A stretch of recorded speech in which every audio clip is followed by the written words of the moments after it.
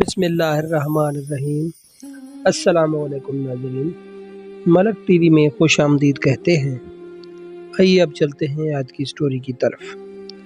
بعض لوگ اس دیکھنے میں ٹھیک، مہذب اور بظاہر نارمل نظر آتے ہیں، لیکن وہ اندر سے پیچیدہ شخصیت کے مالک ہوتے ہیں کہ جن کو ہم نفسیاتی مریض کہہ سکتے ہیں۔ المیہ یہ ہے کہ تعدیر پتہ نہیں چلتا کہ یہ شخص نفسیاتی مریض ہے۔ پتہ چل بھی جائے تو ان کا علاج کرانا مشکل ہو جاتا ہے، کیونکہ وہ خود اپنے آپ کو مریض نہیں سمجھتے اور نہ علاج پر راضی ہوتے ہیں۔ ذہنی مریض میں شک کرنا سب سے نمایاں عنصر ہے، لیکن بیشتر لوگ شکی ہوتے ہیں۔ تاہم بعض اس حد تک شکی مزاج ہوتے ہیں کہ اگر ان کی شادی کسی لڑکی سے ہو جائے تو وہ اس کا جینا حرام کر ڈالتے ہیں۔ میرے والد کا شمار بھی ایسے ہی افراد میں ہوتا تھا۔ ابا نے شادی کی رات اپنی دلہن کے دامن میں پھول ڈالنے کی بجائے شک کے انگارے بھر دیے۔ وہ کہتے ثبوت دو کہ تمہاری شادی سے قبل کسی مرد سے نہیں ملی۔ وہ بیچاری کیا ثبوت دیتی، بس روتی رہ گئیں۔ پر یہ رونا عمر بھر کا ہو گیا۔ والدین اس بات پر میری ماں کو روز تنگ کرنا شروع کر دیا۔ یہ جھگڑا جو پہلی رات شروع ہوا تھا پھر بھی ختم نہ ہو سکا۔ اس کا درد طول پکڑ گیا کہ میری ماں سچ مچ باولی ہو گئی اور اس کا ذہنی توازن ٹھیک نہیں رہا۔ ابا نے اس پر بھی بات نہیں کی، باولی کو بھی چین نہ لینے دیا۔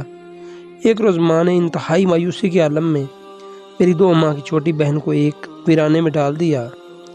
وہ خود بھی کنویں میں چھلانگ لگا رہی تھی کہ وہاں سے گزرے ایک شخص نے دیکھ لیا اور دوڑ کر ان کو پکڑ لیا۔ وہ خودکشی سے بچ گئیں، مگر لوگوں میں سے بات مشہور ہو گئی کہ وریال کی بیوی ملوک پاگل ہو گئی ہے۔ اب جب ماں گھر سے نکلتی، گاؤں کے بچے ان کو پاگل پاگل کہہ کر چھیڑتے۔ محلے والے بھی ان کو فاتر العقل سمجھنے لگے۔ ان دنوں میں 4 برس کی تھی۔ پہلی ماں کی باہوں میں سوئی تھی۔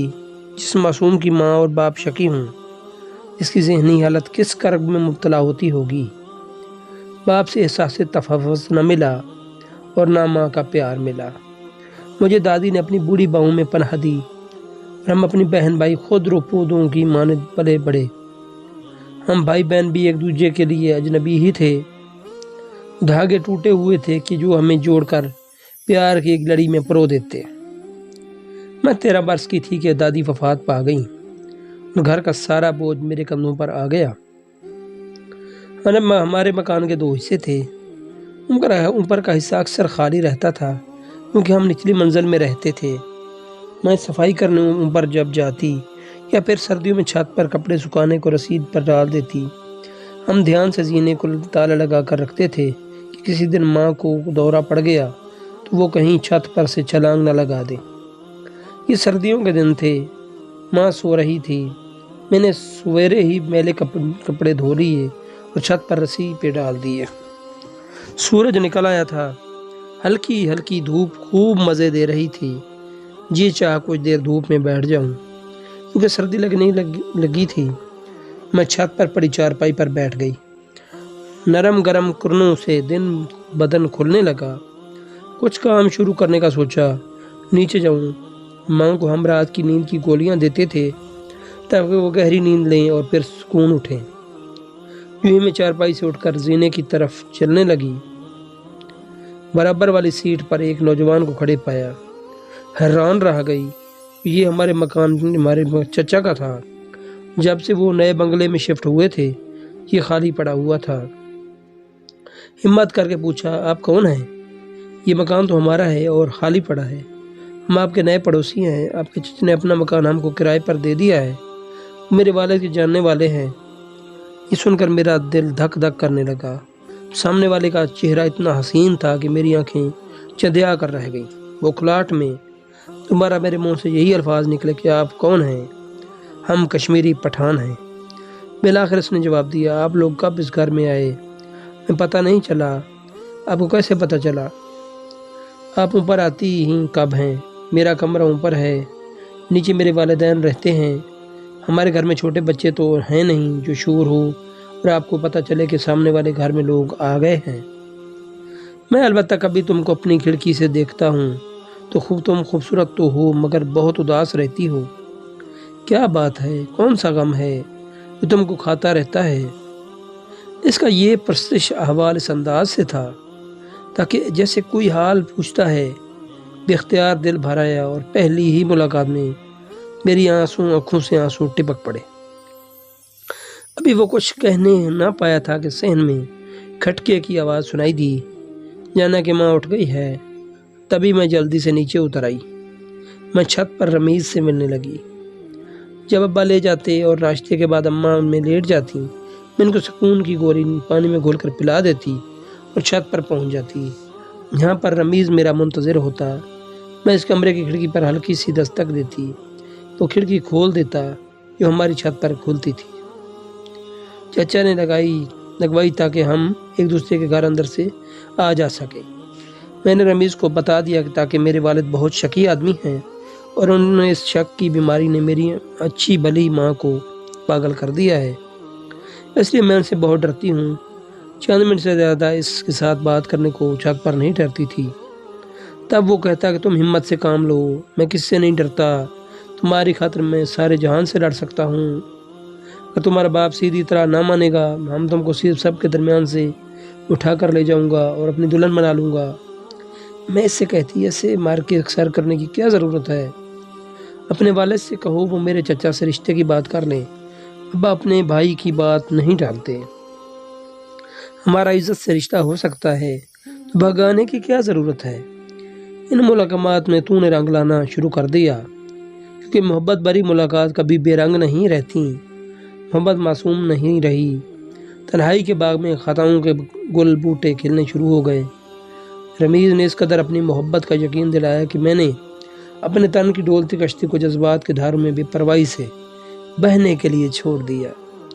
اب جب اپنی زرعی اراضی کا چکر لگانے جاتے، میں بلائی منزل پر پہنچ جاتی اور دنیا و مافیا سے بے خبر ہو جاتی۔ ایسے لاپرواہیوں کا نتیجہ تا دیر چھپا ہوا نہیں رہتا۔ مجھے امید ہے رمیز کو ہر مشکل سے آگاہ کروں گی، وہ فوراً میرا رشتہ مانگ لے گا اور بدنامی کا درملے میں دلہن بن کر اس کے گھر پہنچ جاؤں گی۔ میرا خیال غلط نکلا۔ جب میں نے اس کو اپنے والد کے ذریعے چچا سے رشتے کی بات کرنے کو کہا تو ٹال مٹول کرنے لگا۔ حالانکہ میرے والد میرے رشتے کے لیے نہ صرف فکر مند تھے بلکہ چاہتے تھے کہ پڑوس سے رمیز ہی کا رشتہ آ جائے تو وہ مجھے پیا دیں گے، کیونکہ اس کے والد سے ابا کی اچھی سلام دعا ہو چکی تھی اور اب ان کے لوگوں کو پسند کرتے تھے۔ جب رمیز کو رو رو کر بتایا کہ اب تمہارا مجھ سے شادی کرنا ناگزیر ہو گیا ہے تو اس نے اپنے دوست کے تواسط سے دبئی کا ویزا لگوا لیا اور دبئی چھو منتر ہو گیا۔ میں بدنامی کی دہلیز پر تنہا کھڑی ہو گئی۔ ایسے میں ماں ہی ایک ہستی ہوتی ہے جس کو بیٹی دکھ بیان کرتی ہے، اور اماں کو تو خود اپنی سود بد نہ تھی، وہ میری کیسے سنتی؟ باپ کی دہشت سے اپنے وجود کو ہی ایک بڑی مشکل سی شال میں چھپائے رکھتی۔ اس تصویر سے خون آتا تھا کہ کسی روز وہ میرے گلے پر چھری پھیر دیں گے۔ فصل اٹھانے کے دن آ گئے۔ ابو کو اب رات دن اراضی پر رہنا تھا۔ وہ میری نانی کو ان کے گاؤں سے لے آئے جو نانا کی دوسری بیوی تھی۔ ان کی منت کی کہ میری بیٹی اکیلی ہے۔ جب تک میں فصل سمیٹ اور دوبارہ وہاں گزر چکے تھے، نانی ایک دن بھی مجھے ان کے جانے کے بعد چھوڑ کر کہیں نہیں گئی تھی۔ میں اس شب کی اذیت کو بیان نہیں کر سکتی۔ وہ بھیانک رات طوفان بلا قیامت کی طرح گزر گئی۔ پھر دن کا اجالا پھیلنے لگا اور میرے من میں اندھیرا کرنے لگا۔ جوں جوں رات گزرتی جاتی تھی، خوف کے بھوت پریت گلا دبوچنے کو آگے بڑھتے جاتے آتے تھے۔ کاش میں اس شب کو تھام سکتی، مگر وقت رو کے نہیں رکتا، آگے بڑھتا ہی چلا جاتا ہے۔ یوں صبح کا اجالا چاروں طرف پھیل گیا۔ دروازہ دھڑا دھڑ پھٹا جا رہا تھا۔ ابا کی پھونکار تھی۔ میں لحاف میں سہمی ہوئی پڑی تھی، خوف سے سانس بھی نہیں لے پا سکتی تھی۔ ماں تو نیند کی گولی کھا کے پڑی تھیں۔ دستک کا طوفان ناقابل برداشت ہو گیا تو نانی بھی چھت سے دروازے تک آ پہنچی۔ ابا بولے، کتنی دیر سے دروازہ بجا رہا ہوں، یہ فرزانہ منوس کہاں مر گئی؟ دروازہ نہیں کھول رہی۔ نانی بولی، بیٹا تو غسل خانے میں تھی اور فرزانہ کو بخار آ گیا ہے، وہ لحاف بڑے بے سود بد پڑی ہے، تم بھی تو ایک منٹ انتظار نہیں کرتے، بس قیامت مار دیتے ہو۔ شکیب باپ کو نہ جانے اس بات پر شک کیوں نہیں گھیرا۔ وہ تھکے ہوئے آئے تھے، سیدھے اپنے کمرے میں جا کر بستر پر لیٹ گئے۔ ان کو آئے آدھا گھنٹہ بھی نہ گزرا تھا کہ پچھلی گلی میں لوگوں کی آوازیں سنائی دینے لگیں۔ ایک ہجوم اکٹھا ہو گیا، یہ شور بڑھنے لگا۔ پولیس آ گئی۔ وہ گلی کے تمام گھروں کو مشکوک نظروں سے دیکھ رہے تھے۔ کچھ لوگ کہہ رہے تھے، یہاں والے کیوں اپنے گھر کے سامنے گناہ کی گٹھڑی رکھیں گے؟ کوئی کسی اور جگہ سے اگر یہاں گٹھڑی پھینک گیا ہے تو ہم پچھلی گلی کے نکڑ والے گھر سے ایک بوڑھے نے مسجد سے واپس گھر آتے ہوئے کسی چیز کو میری چھت سے گرتے اپنی آنکھوں سے دیکھا تھا۔ وہ تو چپ رہا، لیکن پولیس نے تفتیش میں گلی کے تمام گھروں میں شامل کر لیا اور لیڈی پولیس کی مدد لی۔ تو پولیس والی ہمارے گھر بھی آ گئیں۔ سیان میں ہی نانی اماں نے ان کو جا لیا اور میری ماں کا زیور جو الماری میں رکھا تھا ان کو دے دیا۔ دیکھو، اس گھر میں ہی ایک بڑھیا ہوش مند ہوں اور ایک میری بیٹی جو پاگل ہے، یہ سارا محلہ جانتا ہے۔ تم یہ زیور اور ہماری پاگل بیٹی کو اس معاملے میں نہ گھسیٹو۔ عورت لالچی تھی، اتنا زیور دے کر اس کے منہ میں پانی بھر آیا۔ اس نے جانا اس کے پاگل کی عورت کے کرتوت ہیں۔ بس اپنی سیدھی پولیس والی سے کہا، اس بڑھیا کو تنگ نہ کرو، اس کی بیٹی تو پاگل ہے۔ ابا کمرے میں سو رہے تھے۔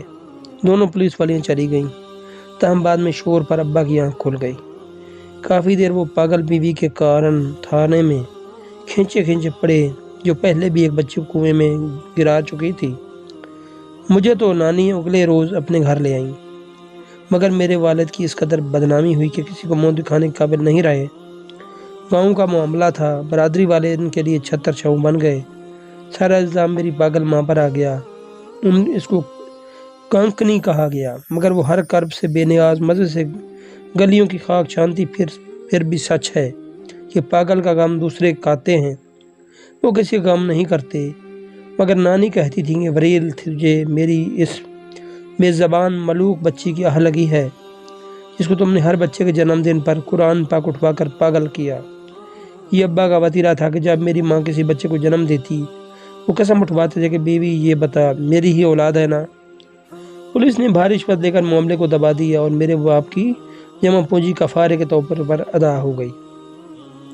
تاہم مجھے نانی نے ابا کے حوالے نہ کیا اور میری شادی ماموں نے اپنے بیٹے سے کرا دی۔ میری روح آج بھی رمیز کی بے وفائی اور اس کے لگائے زخم سے کراہتی ہے۔ جب بھی لوگ کہتے ہیں یہ کلنکنی پگلی کی کرنی ہے، میری روح تڑپ کر رہ جاتی ہے۔